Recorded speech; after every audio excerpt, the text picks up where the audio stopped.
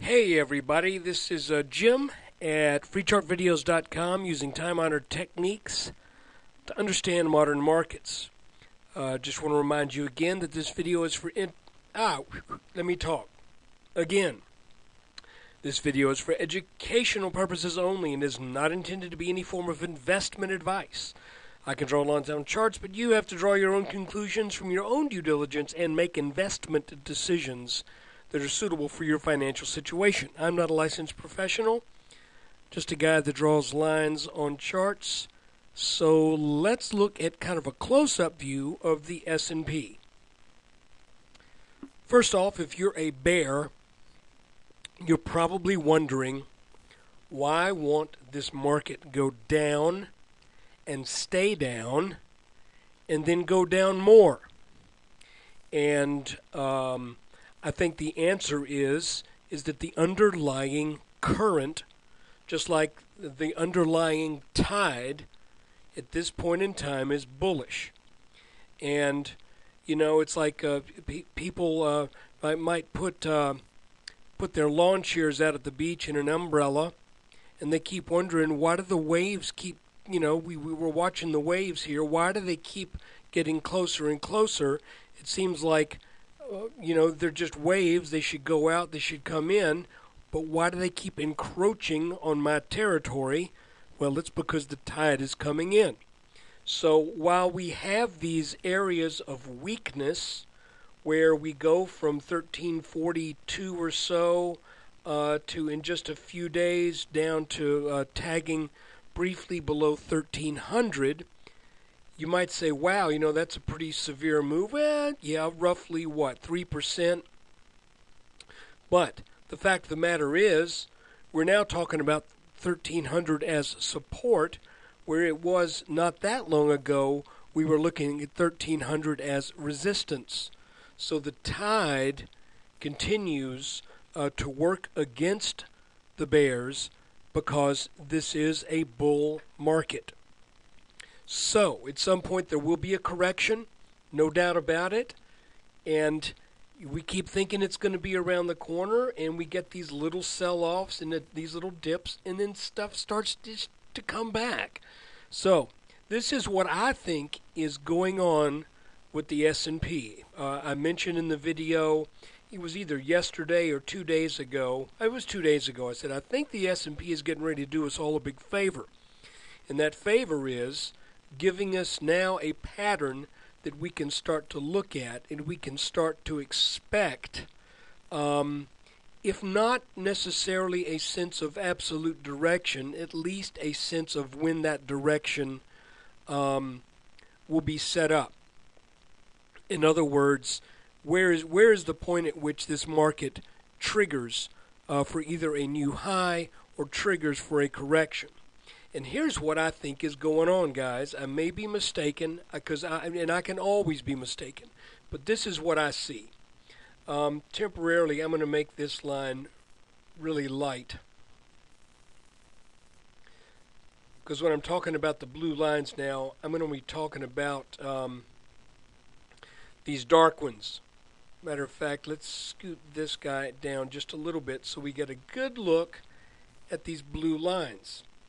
Now, what I think was going on was the S&P after this peak at 1340, where was it? I can't see anymore. 1344, roughly. Sold down pretty hard, came back up, sold down less hard, then gapped up yesterday, traded up for a while, could not overcome the high that had been set on March 1st. That was either at the 1st or at the close on the 28th. I can't tell from this chart. But anyway, could not get above that roughly 1332. And today sold back down. All right, bear with me just a second. I believe that the underlying pattern that was wanting to get set up was a symmetrical triangle. Now I thought, and it still could be this, but when I see there's a reason why I'm saying I think this was the pattern that was wanting to get set up, and I think this was a premature breakout. The reason I say that is this little blue line right here. This little blue line runs basically halfway in this pattern. Not exactly, but almost halfway in this pattern. And you can see that when this blue line gets hit, things happen. Either prices get congested, or when it breaks, they pull back, as it did back here late on the 23rd. Then it sold back down, came back, broke up over that line, came back to back test it right here on the 25th, came back up, came back down, kind of chopped through it this time, but then came back to back test it, went back down, came back to back test it, went down, broke up, gapped up over it, came back down, and now is back testing it again. This is just kind of one of those weird mysteries that in consolidation patterns, whether they are triangles or wedges, or really, and I say consolidation, some even in reversal patterns, sometimes you get this little midline thing in here that just, you can see that the prices are reactive in this area. And that's what I'm seeing here.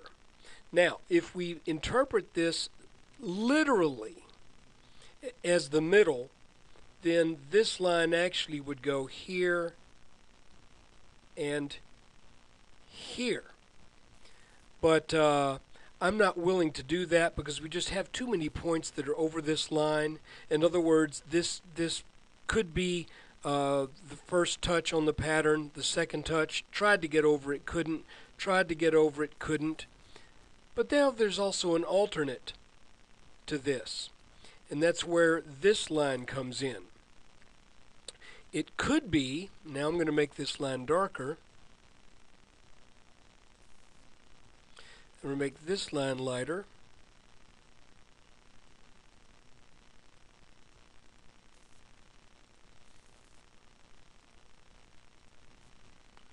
Is it possible that we're looking at a flat-topped triangle in the making? That roughly this would have been the first test of resistance, then support, resistance, support, resistance, support. Do we come back up now and try this again and then break out? Well, here's the deal. If that's what this pattern is, and that's a big if. I'm not making that call yet. I'm saying there's definitely a pattern forming here. I don't think anyone can doubt that. This line is important. This has to be support. This line from yesterday failed. So in other words, this breakout, if it was a breakout, was premature, and we've returned to this pattern if this is the proper top line. If this is the proper top line, then we hadn't broken out yet. And if we do break out, the target will be roughly 1372 if that breakout is to the upside. Since that line is flat, it doesn't matter where it breaks out, it's going to be 1372. If, on the other hand, this pattern breaks down, let's say it does it on Monday of next week, then we're looking at 1272. So it's either 1372 or roughly 1272. How's that for weird? So that is the S&P right now. Now, another reason that I think this may have a predisposition for going up will be in a video that I'm going to be offering for those who donate. Yeah. This is like the commercial break right when they're getting ready to tell you who done it. But no, I'm going to be putting together a video with a couple of stocks and also a look at an ETF or two that may give us a clue which way the S&P is going to go. And I say may because nothing is certain. But, I think we've done pretty well on these calls. And I will be putting that second video, I'll be announcing that on the website. And that is, I hate to do it. I don't charge for this. That's going to be a video. I'll give you a link to it if you want to donate. So if you don't want to donate, that's fine. I think this is going to go up. But if you want to know why I think it's going to go up, then read the details. And I'm going to do this every couple of weeks to help keep my wife happy. Okay, so anyway, that's the S&P, and when you get a chance, come take a look at freechartvideos.com using time-honored techniques to understand modern markets. Take care, everybody.